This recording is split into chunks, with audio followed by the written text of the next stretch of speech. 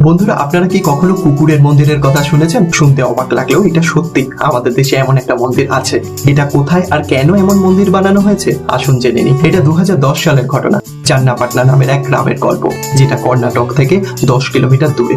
এখানে হঠাৎ একটা অদ্ভুত ঘটনা ঘটে। এই গ্রাম থেকে হঠাৎ করে দুটো কুকুর কর্পূরের মতন উঠে যায়। সেই কুকুরগুলো গ্রামটাকে কিন্তু বিভিন্ন সমস্যা থেকে বাঁচাতো।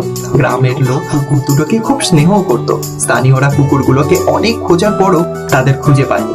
বাধ্য হয়ে এই গ্রামের কুলদেবী কেম্পাম্মা মাতার কাছে প্রার্থনা শুরু করে। কিছুদিন বাদে ওই গ্রামেরই এক বিজনেসম্যান স্বপ্ন দেখে ওই গ্রামের কুলদেবী কেম্পাম্মা মাতা তাকে আদেশ করছে যে ওই কুকুরগুলোর একটা মন্দির বানাতে ওই গ্রামে, তাহলে সারা জীবন ওই কুকুরগুলো সেই গ্রামটাকে রক্ষা করবে। শোনা মাত্রই তিনি পরদিনই কেম্পাম্মা মাতার মন্দিরের পাশেই কুকুর দুটোর মন্দির তৈরি করেন। তারপর থেকে এখন অবধি ওই কুকুরগুলো পুজো হয় এবং প্রতিষ্ঠা দিবসে বড় মেলাও বসে। সুতরাং এটা থেকে এটাই বোঝা যায়